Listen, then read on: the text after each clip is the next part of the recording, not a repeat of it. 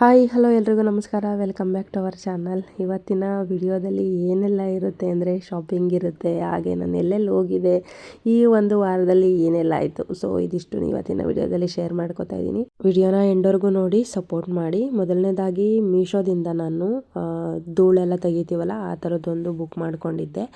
ನಾನು ಇದನ್ನು actually outside ಕೇಳಿದ್ದೆ, 350 ರೂಪಾಯಿ ಹೇಳಿದರು.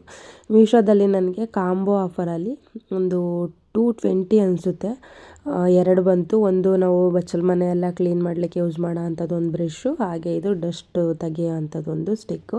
ಚೆನ್ನಾಗಿದೆ ಅನ್ನಿಸ್ತು, ಬಟ್ ಕ್ವಾಲಿಟಿ ನೋಡಿದ್ರೂ ಕ್ವಾಲಿಟಿನೂ ಓಕೆ ಇದೆ. ಇನ್ನೊಂದು ಪ್ರಾಡಕ್ಟು ಇದು ಇವಾಗ ನೋಡ್ತಾ ಇದ್ದೀರಾ, ಇದು ನೋಡಿದ ತಕ್ಷಣವೇ ಗೊತ್ತಾಗಿರುತ್ತೆ ಏನೆಲ್ಲ ಅದನ್ನು ಸ್ಟೋರೇಜ್ ಮಾಡ್ಕೋಬೋದು ಅಂತ. ಹೆಣ್ಮಕ್ಳಿಗಂತೂ ತುಂಬ ಯೂಸ್ ಆಗುತ್ತೆ, ಪ್ಯಾಂಟೀಸು ಎಲ್ಲ ಸ್ಟೋರೇಜ್ ಮಾಡ್ಕೊಳ್ಳಿಕ್ಕೆ. ಇನ್ನೊಂದು ಇದು ಶರ್ಟ್ ಎಲ್ಲ ತುಂಬಿಟ್ಕೊಳ್ಳೋ ಅಂಥದ್ದು. ಇದೂ ಕೂಡ ಚೆನ್ನಾಗಿದೆ, ಕ್ವಾಲಿಟಿ ಏನು ತುಂಬ ಗಟ್ಟಿನೂ ಇಲ್ಲ ಅಥವಾ ತುಂಬ ತೆಳುವೂ ಇಲ್ಲ, ಓಕೆ ಇದೆ. ಬೀರೊಳಗಿರೋ ಬಟ್ಟೆ ಎಲ್ಲ ನೋಡ್ತಾ ಇರ್ಬೋದು ಹೆಂಗಾಗಿದೆ ಅಂತ ಹೇಳ್ಬಿಟ್ಟು. ಸೊ ಅದನ್ನು ಕೂಡ ತೊಗೊಂಡೆ, ಆರ್ಗನೈಸ್ ಮಾಡಿಬಿಟ್ಟು ನೀಟಾಗಿ ಎತ್ತಿಟ್ಬಿಡೋಣ ಅಂದ್ಬಿಟ್ಟು. ಯಾಕಂದರೆ ಶಿವವ್ರು ಬರೋದೇ 3 ತಿಂಗಳು 4 ತಿಂಗಳಿಗೆ ಒಂದು ಸಲ, ಸುಮ್ಮನೆ ಎಲ್ಲ ಹಾಳಾಗ್ಬಿಡುತ್ತೆ. ಅದಕ್ಕೋಸ್ಕರ ಐರನ್ ಮಾಡಿ ಎಲ್ಲ ನೀಟಾಗಿ ಎತ್ತಿಡೋಣ ಅಂತ. ಗುರುವಾರ ಆಗಿರೋದ್ರಿಂದ ಸ್ನಾನ ಎಲ್ಲ ಮಾಡಿಕೊಂಡು ಮನೆ ಕೆಲಸ ಎಲ್ಲ ಮುಗಿಸಿ ಪೂಜೆನೂ ಕೂಡ ಮಾಡಿಕೊಂಡೆ. ಇತ್ತೀಚೆಗೆ ನಾನು ಗುರುವಾರನೇ ದೇವ್ರ ಪಾತ್ರೆ ಎಲ್ಲ ತೊಳ್ಕೊತೀನಿ. ಪ್ರತಿ ವಾರ ಏನು ತೊಳೆಯೋದು ಬೇಡ, 15 ದಿನಕ್ಕೊಂದು ಸಲ ತೊಳ್ಕೊಳ್ಳೋಣ ಅಂತ ಅಂದ್ಕೊಂಡಿರ್ತೀನಿ. ಆದರೆ ದೇವ್ರ ಮನೆ ಮೇಲೆಲ್ಲ ಧೂಳು ಕೂತ್ಬಿಟ್ಟಿರುತ್ತೆ, ಅದು ನೋಡಿಬಿಟ್ಟು ಸುಮ್ಮನೆ ಹಾಗೆ ಕ್ಲೀನ್ ಮಾಡ್ಕೊಳಕ್ಕಾಗಲ್ಲ. ಅದಕ್ಕೋಸ್ಕರ ಎಲ್ಲ ತೆಗೆದ್ಬಿಟ್ಟು ತೊಳೆದೆತ್ತಿಟ್ಕೋತೀನಿ. ಕಳಸ ಇನ್ನೂ ನಾನು ಇಟ್ಟೇ ಇಲ್ಲ, ಆಲ್ಮೋಸ್ಟ್ ಅಲ್ಲೇ ಒಂದು 8 ತಿಂಗಳಾಯಿತು. ನಾನು ಆಪ್ರೇಷನ್ ಆದಾಗ ಕಳಸ ತೆಗ್ದಿದ್ದು, ಯಾಕಂದರೆ ಕಳಸದಲ್ಲಿರೋ ಎಲೆ ಎಲ್ಲ ಒಣಗಿದ್ರೆ ಯಾರು ಪೂಜೆ ಮಾಡೋರು ಇರಲ್ಲ, ತೆಗಿಯಲ್ಲ ನೀಟಾಗಿ ಅಂದ್ಬಿಟ್ಟು. ಸೊ ನನಗೂ ಅವಾಗ ಹತ್ತಕ್ಕೆ ಮತ್ತು ಕಳಸ ಎಲ್ಲ ಕ್ಲೀನ್ ಮಾಡ್ಕೊಳಕ್ಕೆ ಆಗ್ತಿರ್ಲಿಲ್ಲ. ಅದಕ್ಕೋಸ್ಕರ ಕಳಸ ತೆಗ್ದುಬಿಟ್ಟಿದೆ. ಇವಾಗ ಯುಗಾದಿ ಹಬ್ಬದಿಂದ ಇಡೋಣ ಅಂತ ಅಂದ್ಕೊಂಡಿದ್ದೀನಿ. ಸೊ ಪೂಜೆ ಎಲ್ಲ ಮುಗಿಸಿದಾಯಿತು. ಇವತ್ತು ಎಷ್ಟು ಚೆನ್ನಾಗಿ ಕಾಣಿಸ್ತಾ ಇದೆ ಮನೆ ಮುಂದೆ ಅಂದರೆ ನನಗಂತೂ ಸಿಕ್ಕಾಪಟ್ಟೆ ಖುಷಿ ಆಯಿತು. ಪೂಜೆ ಎಲ್ಲ ಮುಗಿಸ್ಕೊಂಡು ರಾಯರ ಮಠಕ್ಕೆ ಬಂದ್ವಿ. ಹೋದ ವಾರನೂ ಕೂಡ ಹೋಗೋಕ್ಕಾಗಿರಲಿಲ್ಲ. ಸೊ ಇನ್ನು ನಾಳೆ ಹೋಗಬೇಕು. ಆಲ್ರೆಡಿ ಒಂದು ವಾರ ಹಾಗೆ ಹೋಯ್ತು, ವಿಡಿಯೋ ಮಾಡಿಟ್ಕೊಂಡು ಅಪ್ಲೋಡೇ ಮಾಡಿರಲಿಲ್ಲ. ಸೊ ಇವತ್ತು ಸ್ವಲ್ಪ ಟೈಮ್ ಸಿಕ್ತು, ಹಾಗಾಗಿ ವಿಡಿಯೋನ ಎಡಿಟ್ ಮಾಡಿ ಅಪ್ಲೋಡ್ ಮಾಡಿಬಿಡೋಣ ಅಂದ್ಬಿಟ್ಟು ವಾಯ್ಸ್ ಓವರ್ ಕೊಡ್ತಾಯಿದ್ದೀನಿ. ಸೊ ಹೋದ ವಾರ ಊರಿಗೆ ಹೋಗಿರೋದ್ರಿಂದ ದೇವಸ್ಥಾನಕ್ಕೆ ಹೋಗೋಕ್ಕಾಗಿರಲಿಲ್ಲ.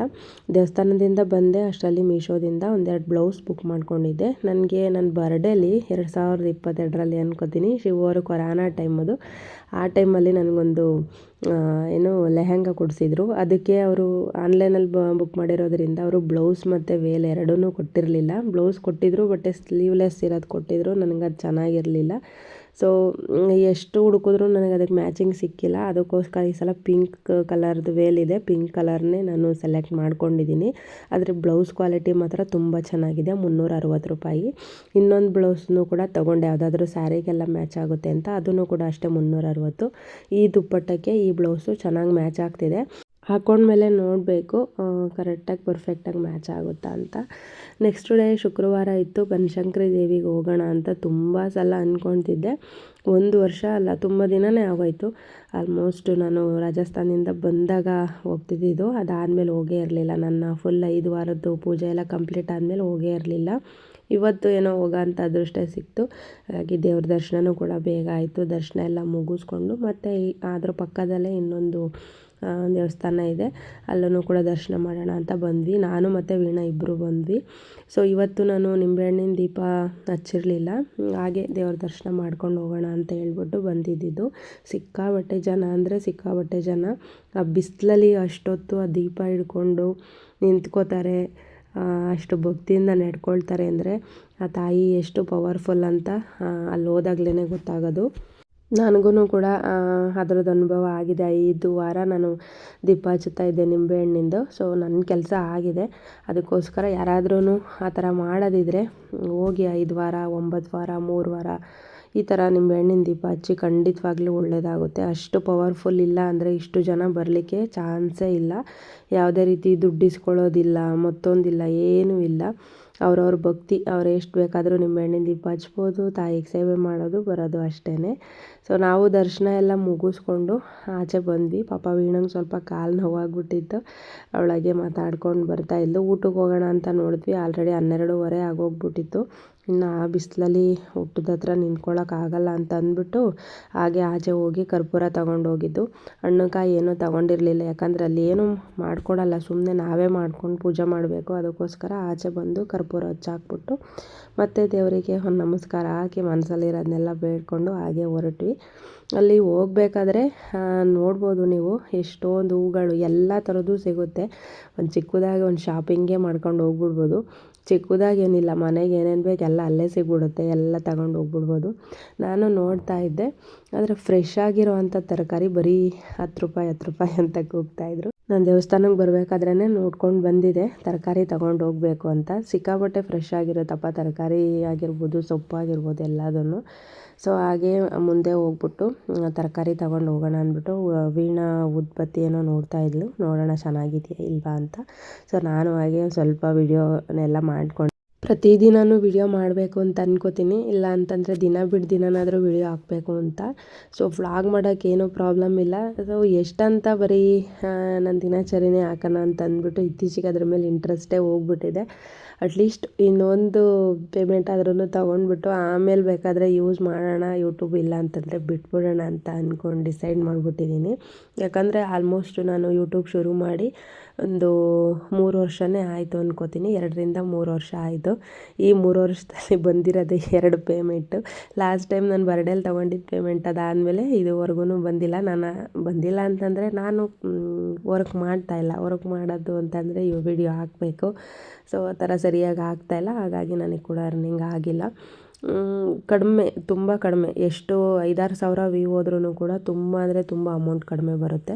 ಸೊ ಎಷ್ಟೋ ಜನ ಹೇಳ್ತಾರೆ, ನನಗೆ ಯೂಟ್ಯೂಬಲ್ಲಿ ಒಬ್ಬಳು ತಂಗಿ ಪರಿಚಯ ಆಗಿದ್ದಾಳೆ ಅನು ಅಂತ.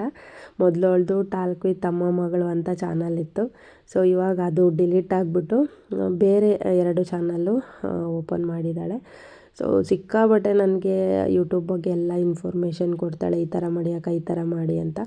ಸೊ ಅವಳು ಹೇಳೋದಕ್ಕೆ ನೋಡ್ಕೊಂಡ್ರೆ ನನಗೆ ಬರೋ ವ್ಯೂಸಿಗೆ ಅಮೌಂಟು ಯಾವುದಕ್ಕೂ ಅಲ್ಲ, 1% ಇಲ್ಲ, ಅಷ್ಟು ಕಡಿಮೆ ಬರುತ್ತೆ. ಅದೇನೋ ಅಂತ ನನಗೂ ಗೊತ್ತಿಲ್ಲ. ಎಲ್ಲ ಥರದ್ದು ಸೆಟ್ಟಿಂಗು ಆನ್ ಮಾಡಿದ್ದೀನಿ, ಪರ್ಫೆಕ್ಟಾಗಿ ಚಾನಲ್ ಇಟ್ಕೊಂಡಿದ್ದೀನಿ, ಏನೂ ಪ್ರಾಬ್ಲಮ್ ಇಲ್ಲ, ಆದ್ರೂ ಕೂಡ ಅರ್ನಿಂಗು ಕಡಿಮೆನೇ. ಸೊ ಅದಕ್ಕೋಸ್ಕರ ಸ್ವಲ್ಪ ಬೇಜಾರಾಗುತ್ತೆ ಅಷ್ಟೇ. ನಾವು ಮಾಡೋದೇ 4 ಕಾಸು ದುಡಿಯೋಕ್ಕೋಸ್ಕರ, ಅದರಲ್ಲೂ ಕಡಿಮೆ ಬಂದರೆ ಯಾಕೆ ಬೇಜಾರಾಗಲ್ಲ ಹೇಳಿ, ಎಲ್ರಿಗೂ ಬೇಜಾರಾಗುತ್ತೆ. ಸೊ ಹಾಗೆ ಮುಂದೆ ಬಂದು ತರಕಾರಿ ಎಲ್ಲ ತೊಗೊಂಡೆ, ಒಂದು 5-6 ಥರದ್ದು ತರಕಾರಿ ಎಲ್ಲ ತೊಗೊಂಡು, ಹಾಗೆ ಹೂವು ಎಲ್ಲ ತೊಗೊಂಡು ಅಲ್ಲಿಂದ ಮನೆ ಕಡೆ ಬಂದು, ಸೊ ಸ್ವಲ್ಪ ಧೂಳಲ್ಲೆಲ್ಲ ಇಟ್ಟಿರ್ತಾರಲ್ಲ, ಹಾಗಾಗಿ ತರಕಾರಿನೆಲ್ಲ ತೊಳೆದ್ಬಿಟ್ಟು ಶೆಲ್ಫ್ ಮೇಲೆ ಹಾಗೆ ಹಾಕಿದ್ದೀನಿ. ಸೊ ಅದಾದಮೇಲೆ ಅಡುಗೆ ಮನೆಯೆಲ್ಲ ಕ್ಲೀನ್ ಮಾಡಿಕೊಂಡು ಸ್ವಲ್ಪ ಜ್ಯೂಸ್ ಮಾಡ್ಕೊಳ್ಳೋಣ, ABC ಜ್ಯೂಸು ಮತ್ತು ನೆಲ್ಲಿಕಾಯಿ ಜ್ಯೂಸು ಮಾಡಿಬಿಟ್ಟು ಐಸ್ ಕ್ಯೂಬ್ ಥರ ಮಾಡಿಟ್ಕೊಳ್ಳೋಣ ಅಂತ ಅಂದ್ಬಿಟ್ಟು ರೆಡಿ ಮಾಡಿ ಇಟ್ಕೊಂಡಿದ್ದೀನಿ. ಇವಾಗ ಆಚೆ ಹೋಗಿ ಒಂದು ಆಪಲ್ ಒಂದು ತೊಗೊಂಬರ್ಬೇಕು. ಸೊ ಪ್ರತಿದಿನ ಇದನ್ನು ಕುಡಿಯೋದ್ರಿಂದ ಓಕೆ, ನನ್ನ ಒಂದು ಎಲ್ತು ಸರಿಯಾಗಿದೆ, ಹಾಗೆ ಫ್ರೆಶ್ನೆಸ್ ಇರುತ್ತೆ. ಸೊ ಅದಕ್ಕೋಸ್ಕರ ಒಂದು ಡ್ರಿಂಕ್ ಕುಡಿತಾ ಇದ್ದೀನಿ. ಸೊ ಹಾಗೆ ಆಚೆನೂ ಕೂಡ ಎಲ್ಲ ಕೆಲಸ ಮುಗಿಸಿ ಎಲ್ಲ ಕ್ಲೀನ್ ಮಾಡ್ಕೊಂಡಿದ್ದೀನಿ. ಇವತ್ತು ಸ್ಕೂಟಿ ಎಲ್ಲ ತೊಳ್ಕೊಂಡು ಎಲ್ಲ ಕ್ಲೀನ್ ಮಾಡಿಕೊಂಡೆ. ಹಾಗೆ ವಾಷಿಂಗ್ ಮಿಷಿನಿಗೆ ಕೂಡ ಬಟ್ಟೆಗಳಿದ್ದು ಸ್ವಲ್ಪ ಬಟ್ಟೆಗಳೆಲ್ಲ ಹಾಕಿ ಅಷ್ಟರೊಳಗೆ ಬ್ಲಿಂಕಿಟಿಂದ ಹಾಲು ಮತ್ತು ಹಣ್ಣು, ಕೊತ್ತಂಬರಿ ಸೊಪ್ಪು ಎಲ್ಲ ತರಿಸ್ಕೊಂಡಿದ್ದೆ. ಸೊ ಅದು ಬಂತು. ಚೆನ್ನಾಗಿರೋದು ಬರುತ್ತೆ ಬ್ಲಿಂಕಿಟಲ್ಲಿ, ಫ್ರೆಶ್ ಆಗಿರೋದೇ ಬರುತ್ತೆ. ಹಾಗೆ ಯಂತ್ರದ್ದು ಕೂಪನ್ ಇತ್ತು. ಸೊ ಅದಕ್ಕೋಸ್ಕರ ಒಂದು 300 ರೂಪಾಯಿಂದು ಎಲ್ಲ ಬುಕ್ ಮಾಡ್ಕೊಬಿಡೋಣ, ಹೇಗಿದ್ರು ನಂಗೆ ಆಪಲ್ ಬೇಕಿತ್ತು ಅಂತ ಅಂದ್ಬಿಟ್ಟು ಸೊ ಆ ಕೂಪನ್ ಯೂಸ್ ಮಾಡ್ಕೊಂಡು ಬುಕ್ ಮಾಡಿಕೊಂಡೆ. ಸೊ ಇಷ್ಟು ದೊಡ್ಡ ಬ್ಯಾಗ್ ಕೊಟ್ಟಿದ್ದಾರೆ, ಕಲ್ಲಂಗಡಿ ಹಣ್ಣು ಮತ್ತು ಸೌತೆಕಾಯಿ, ಸ್ವಲ್ಪ ಹಾಲು, ಮೊಸರು, ಕೊತ್ತಂಬರಿ ಮತ್ತು ಆಪಲ್ ಇದಿಷ್ಟು ತರಿಸ್ಕೊಂಡೆ. ಅದಾದಮೇಲೆ ಅವೆಲ್ಲ ಎತ್ತಿಟ್ಬಿಟ್ಟು ಸಂಜೆ ಪೂಜೆ ಎಲ್ಲ ಮಾಡಿ ಮುಗಿಸ್ಕೊಂಡು ಸ್ವಲ್ಪ ರಿಲಯನ್ಸಿಗೆ ಹೋಗೋದಿತ್ತು. ಯಾಕಂದರೆ ಟ್ರೆಂಡಲ್ಲಿ ಏನೋ ಆಫರ್ ಬಿಟ್ಟಿದ್ದಾರೆ ಬಟ್ಟೆಗೆ ಅಂತ ಹೇಳಿದ್ರು, 99 ರೂಪೀಸ್. ನೋಡೋಣ, ಒಂದು ಸಲ ಹೋಗಿ ವಿಚಾರಿಸೋಣ ಅಂತ ಅಂದ್ಬಿಟ್ಟು ನಾನು ಮತ್ತು ವೀಣಾ ಎಲ್ಲ ಹೊರಟ್ವಿ. ನಾವು ಹೋಗಿದ್ದೆ ಒಂದಕ್ಕೆ, ಅಲ್ಲಿ ತೊಗೊಂಡಿದ್ದೆ ಒಂದಕ್ಕೆ. ನಾನು ನೆಕ್ಸ್ಟ್ ಬ್ಲಾಗಲ್ಲಿ ತೋರಿಸ್ತೀನಿ ಏನೆಲ್ಲ ತೊಗೊಂಡೆ ಅಂತ. ಸ್ವಲ್ಪ ಆಫರ್ಗಳಿತ್ತು ಏನೇನೋ. ನನಗೆ ಕಿಚನ್ನಿಗೆಲ್ಲ ಬೇಕಾಗಿರೋದೆಲ್ಲ ಬರೀ 19 ರೂಪಾಯಿಗೆ, 30 ರೂಪಾಯಿಗೆ ಈ ಥರ ಸಿಕ್ತು. ಮತ್ತು ಸ್ವಲ್ಪ ತಟ್ಟೆಗಳಿರಲಿಲ್ಲ, ತಟ್ಟೆಗಳೆಲ್ಲ ಹಳೇದಾದಂಗೆ ಆಗೋಗ್ಬಿಟ್ಟಿತ್ತು. ತುಂಬ ತಟ್ಟೆಗಳು ಕಳೆದೋಯ್ತು, ಅದು ಹೆಂಗೆ ಕಳೆದೋಯ್ತು ಅನ್ನೋದೇ ಗೊತ್ತಿಲ್ಲ ನಾನು ರಾಜಸ್ಥಾನಕ್ಕೆ ಹೋದಾಗ. ಸೊ ಎಲ್ಲ ಮಿಸ್ ಆಗಿಬಿಟ್ಟಿತ್ತು. ಹಾಗಾಗಿ ಹೊಸ್ದಾಗಿ ತಟ್ಟೆಗಳು, ಒಂದು ಸ್ವಲ್ಪ ಪ್ರಸಾದ ಮಾಡಲಿಕ್ಕೆ ಅಂತ ಇದು ಏನು ಹೇಳ್ತಾರೆ, ಅದು ತಾಮ್ರದ ಕೋಟೆಡ್ ಇರುತ್ತಲ್ಲ ಆ ಥರದ್ದು ಬೌಲ್ಗಳು, ಚಿಕ್ಕ ಚಿಕ್ಕದು ಬಕೆಟು, ಮತ್ತು ಸ್ವಲ್ಪ ಜಾರ್ಗಳು, ಪುಟಾಣಿ ಜಾರ್ಗಳು, ಆ ಥರದ್ದೆಲ್ಲ ತೊಗೊಂಡು ಬಂದೆ. ನಾನು ನೆಕ್ಸ್ಟ್ ವ್ಲಾಗಲ್ಲಿ ತೋರಿಸ್ತೀನಿ ಏನೆಲ್ಲ ತೊಗೊಂಡೆ, ಎಷ್ಟು ಪ್ರೈಸ್ ಆಯಿತು ಅಂತ. ಯಾರಾದರೂ ತೊಗೊಳ್ಳೋದಿದ್ರೆ ಯುಗಾದಿ ಆಫರ್ ಇದೆ, ಹೋಗಿ ತುಂಬ ಚೆನ್ನಾಗಿದೆ. ರಿಲಯನ್ಸಲ್ಲಿ, ಡಿಮಾರ್ಟಲ್ಲೂ ಕೂಡ ಆಫರ್ ಇರ್ಬೋದು, ಬಟ್ ರಿಲಯನ್ಸಲ್ಲಿ ನಾನು ತೊಗೊಂಡಿರೋದ್ರಿಂದ ನನಗೆ ನಿಜವಾಗ್ಲೂ ಆಶ್ಚರ್ಯ ಆಯಿತು. ನಾನು ಅದೇ ಒಂದು ಜಾರ್ಗಳನ್ನ, ಪುಟಾಣಿ ಜಾರ್ಗಳನ್ನ ಮೀಶೋದಲ್ಲಿ ನೋಡಿದ್ದೆ, 650 ರೂಪಾಯಿ ಇತ್ತು ಅದು 6 ಸೆಟ್ಟಿಗೆ. ಬಟ್ ಇಲ್ಲಿ ನನಗೆ ಬರೀ 19 ರೂಪಾಯಿಗೆ ಸಿಕ್ತು. ಸೊ ನನಗೆ ಖುಷಿ ಅನ್ನಿಸ್ತು ಅದು ನೋಡಿದ ತಕ್ಷಣವೇ, ಯಾಕಂದರೆ ಮಸಾಲೆ ಎಲ್ಲ ತುಂಬಿಡಲಿಕ್ಕೆ ಚೆನ್ನಾಗಿದೆ.